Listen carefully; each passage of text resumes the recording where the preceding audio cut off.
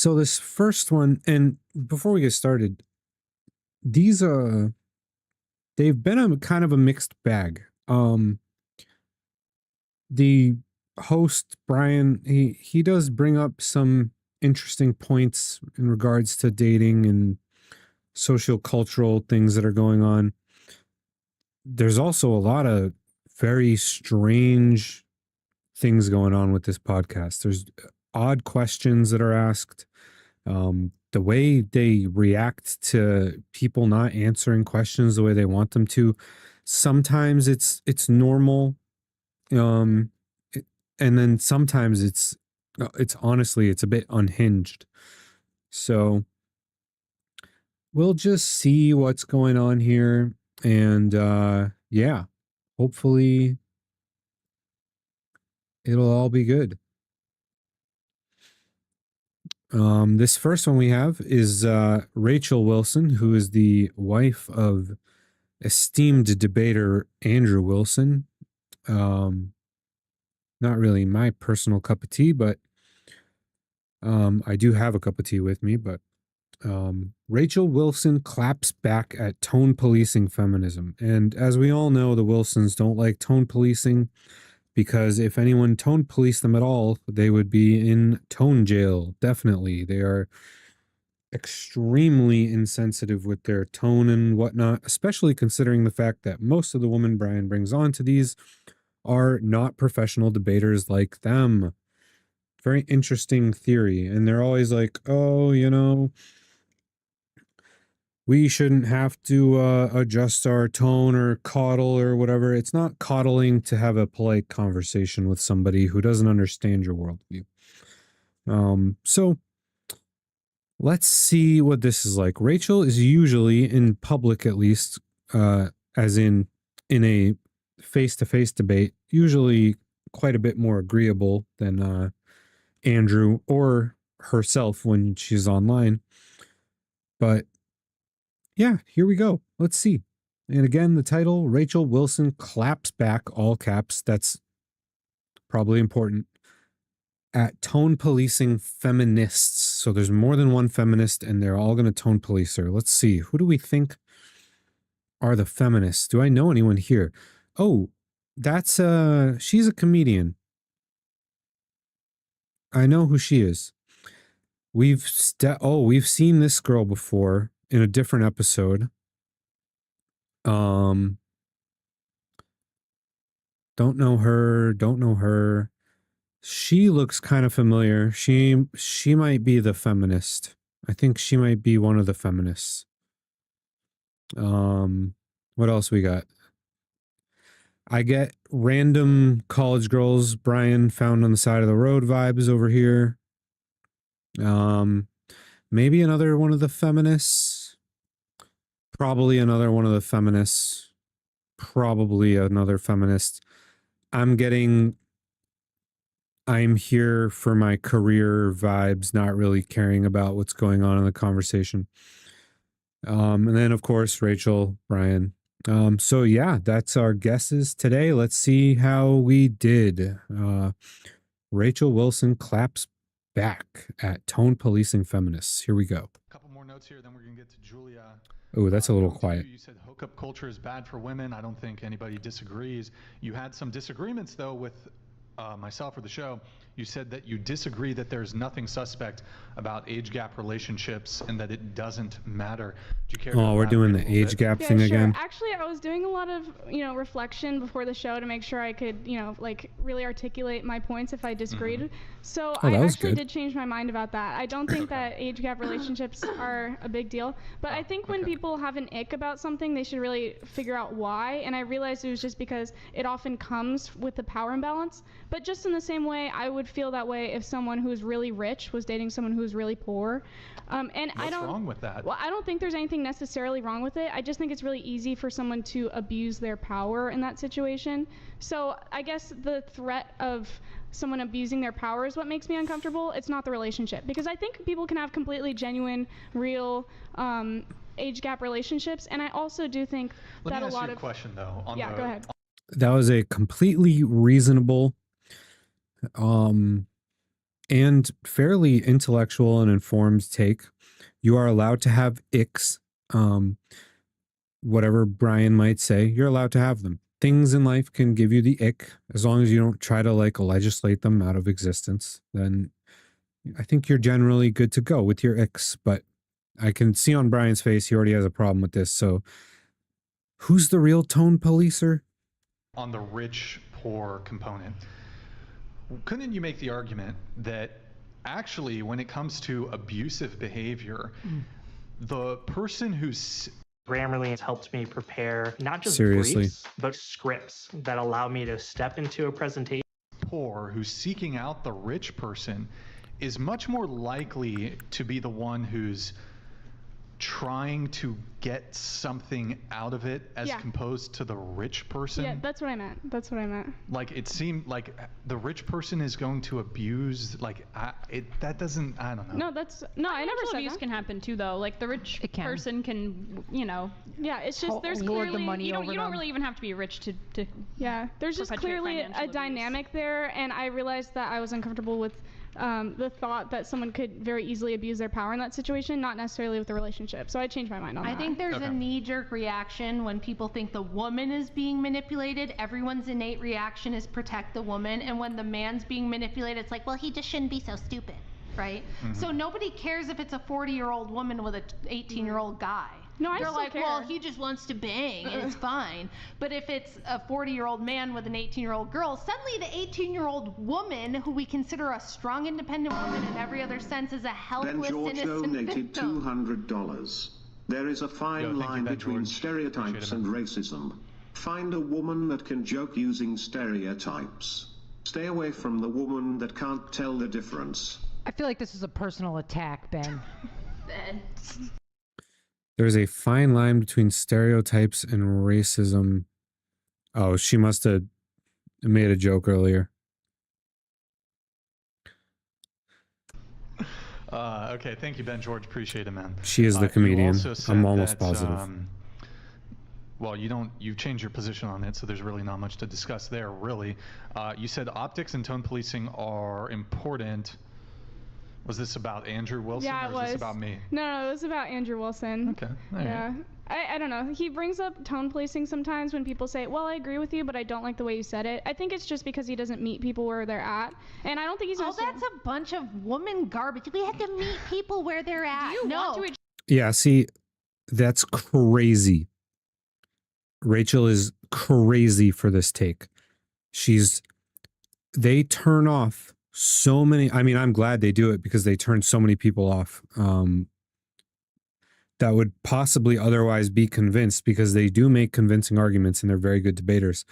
But their style of debating and conversating and everything is just so unbelievably horrendous. It turns so many people off. And you know what? Power to them, because their ideas are generally pretty out of this world. Achieve your goals or not. Even for traditionalists, they're quite extreme. Right, exactly. Do you want the vision that you see for the world or not? And the vision I see for the world is not going to be met through convincing a bunch of emotional, irrational women that what is reality is non-negotiable. Why do you have to be hateful in your speech? It's not hateful. What about Yeah, like all of these women are explaining this to her, and she doesn't get it. Because she's just a clone of her husband. It's crazy. Like that, though. You can just say this is tone garbage. policing. Being emotional like That's a woman. tone policing. It's nonsense. This whole I agree with what you said, but not how you said it. That's bullshit. And this is the problem with giving women power, because now suddenly everyone's an HR manager. Everyone's a hall monitor. I just don't understand why you have to say woman in front of it. Because it's a woman problem. Men don't do this. Men don't constantly go, actually, I agree with you. I just don't like why don't you share I don't think you've watched some what you betas think debating. are weaknesses with men in society today?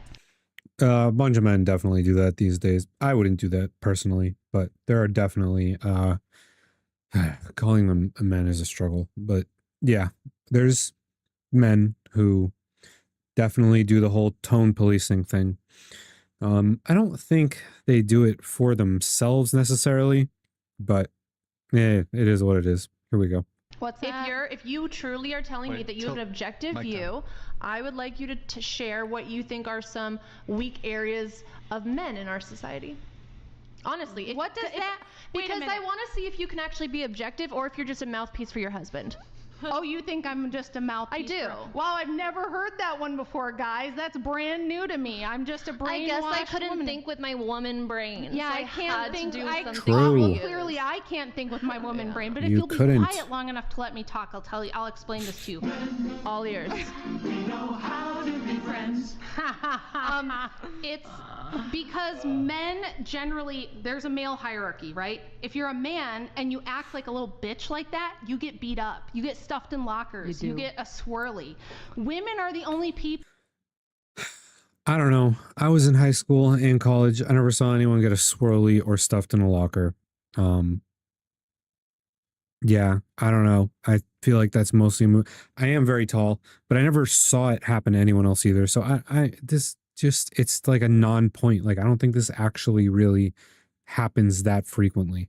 People who run around going, you know, I know that you're correct, but I just don't like the delivery. It made me feel a certain way. I'm in my feelings, and I don't like the way that you said it. It wasn't the way you drove. It was the tone. Right. And then men who act that way are being feminine. They're being beta feminine bitches, and they get put in their place. Women have different tactics. So they use social isolation. Beta. They use defense. They have group tactics. Oh, Brian, you can't just say beta like that. How does he not have a sound clip of what's his name, the crazy guy, Jesse Lee Peterson saying beta? Because you need the actual sound clip. He's got a whole soundboard of crazy sounds. He doesn't have Jesse Lee saying beta or amazing. Come on, Brian, get your head in the game. Why? So it looks different when than you're how men parsing out the are truth, aggressive. right? When Female aggression is different. When you are parsing out the truth, you don't cater to women's stupid fucking feelings. So about you don't it. Does that value make sense to femininity? you? Okay, so You don't I value femininity, and femininity means you sit down and you be quiet when people are parsing out the truth and telling you what's what. Really? You don't sit there Why are and you go, here then? oh, I don't like the Yeah, exactly. Then go home and bake cookies for Andrew. The ones with the M&Ms in them. way that you. I'm here, none of my wisdom as an older woman, to let all of you know that you're full of shit and you're But being why ridiculous. aren't you at home being quiet and fulfilling your When feminine? I'm at Exactly, Rachel. Go home, be quiet. home, I am. She got a hall pass. But you're here. When I already said the patriarchy. But I and would the like gay you to pass. answer my question, and I will respectfully listen, but I would like you to answer my question. And the reason I ask it is because I want to see if you are able to view male and female strengths and weaknesses objectively. Because this podcast, and I'm going to give you the benefit of the doubt and assume because it is this So podcast. you just want Also, if women are just supposed to be quiet and go home, then why would she talk to them at all? It doesn't matter what they think in her worldview. It doesn't matter at all. So what's the deal? me to name a weakness of men. I would let like to see women talk. where you think are areas of men in society that are weaker points. Sure, I would say that where men tend to go wrong is by being so desirous of women and putting them on a pedestal that they kind of go along and they, fluff them up and go along with their nonsense because they want pussy. And I think that's probably the biggest weakness that a lot of men have. Is there any weakness that you can list that doesn't have anything to do with women? Women are not the best. That is a pretty big weakness for us. Guys, you got to stop simping. Like, seriously. You got to stop simping and gooning. All of it. Stop it. Seriously, stop it. At anything. You sound Well, like a misogynist. That's not true. Women are not We're the the best at raising kids. We are the I love it when they all talk at once. It's so easy to tell what the hell's going on. best at raising kids. Because better just hating on your own gender. I know what you're going to say. Single dads do better than single fathers moms. have a better turnout rate than single mothers. Brian, the woman prattles out of control. Single fathers have a better turnout rate than single mothers. Okay, respectfully, I would like Sure. to, yeah. So the problem right now is that we have an inverted social order. The social order is not meant to be that we must cater to women's feelings and that women have to be okay with how things are said and they have to approve and we have to convince them and we have to pull them over to our side. Okay, so the way it's supposed to be is that the order The way is it's supposed to be. Okay, the way it's supposed to be. The entire world order is about to be explained to us by Rachel Wilson. Jesus Christ. men, then women, then children. The men parse out the truth, they write the laws, they enforce the laws, they run society. The women can have their opinions all day, but it doesn't mean that anybody has to give a shit about them. Does that make sense? So okay, you so can have male your opinion. passivity. You didn't list that. Do you think That sentence is where Jim Bob got every single one of his talking points from his debate last night with Erudite.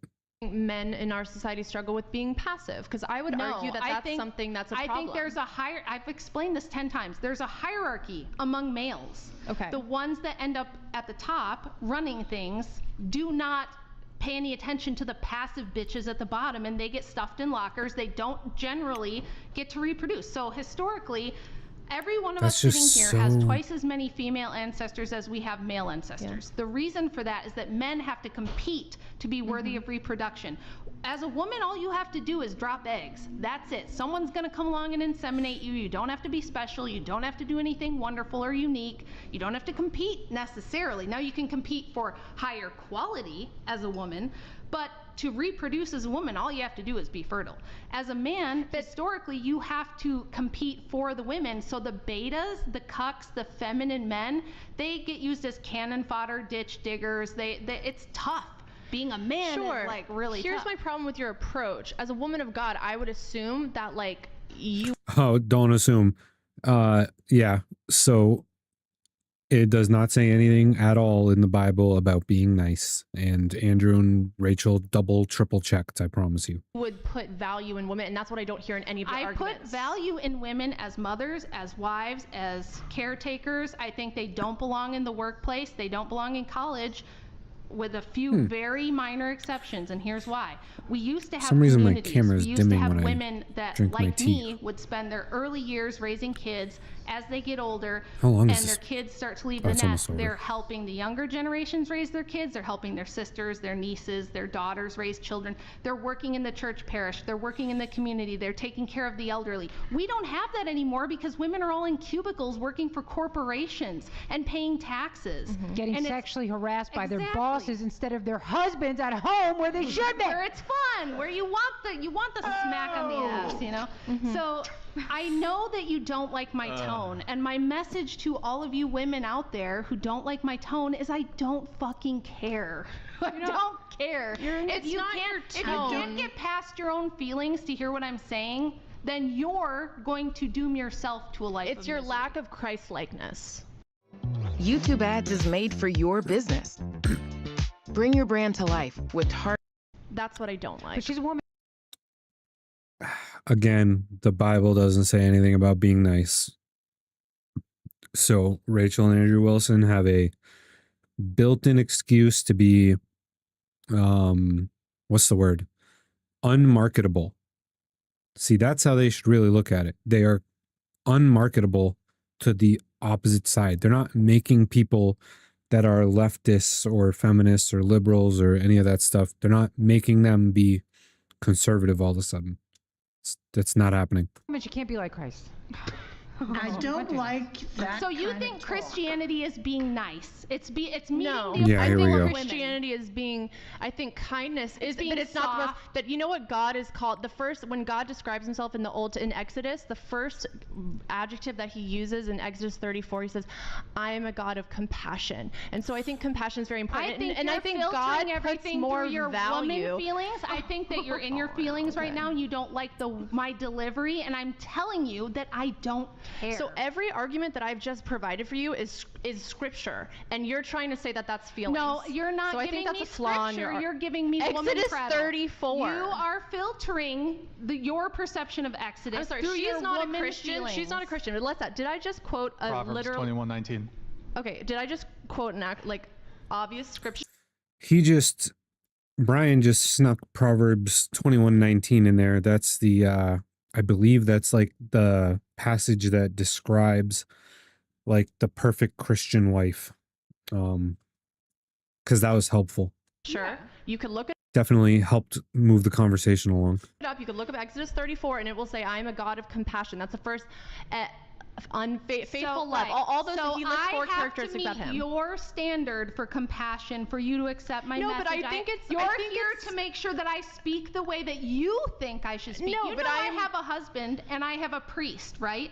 And if they think that the way I'm talking is not correct. Absolutely. They will correct me, but as technically not you. but technically we are supposed to be part of the same family, like sisters in Christ. And right. all I'm saying and is what we need is women who will boldly speak the truth and not mince words and not be subject to the HR management department and the hall monitors who are going to sit and be at home and be quiet. But now we need to speak the truth. When I'm at home, sweetheart, No, you're just supposed to stay at home, Rachel. Stay at home and be quiet. That's your worldview. Stay at home and be quiet.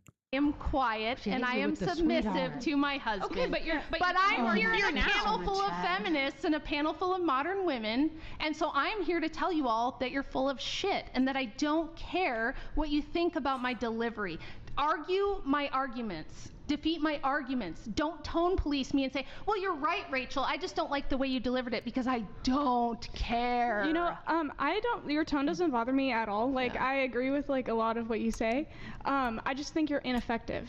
I think you're ineffective. Well, tell that to the Amazon bestseller list, which disagrees. Oh. Okay, but you've sold a lot of books, but have you changed anything? Wait, say your point and then I'll move. Oh no, I was just gonna say, like, selling books doesn't mean you've changed anything. Oh, maybe the hundreds of messages, letters, and DMs from women around the world saying that they've decided to not go to work, stay home with their kids.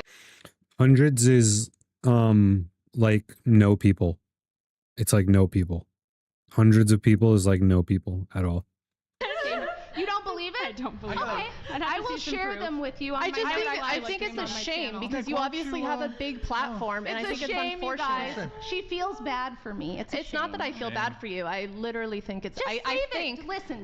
You talk about how you don't. We are always saying I feel. I said I think it's a shame because you have a large platform and you're representing Christianity, and unfortunately, I don't think you're representing true Christian values very well. I'm sure you don't. And I'm not saying I did not do a perfect example. You're a Pentecostal heretic. What do I care what you think? All right, we're back to the schism. There we go. Yeah. Completely unmarketable, totally bad faith, totally like complete waste of time. 100 women texted you. Nobody cares.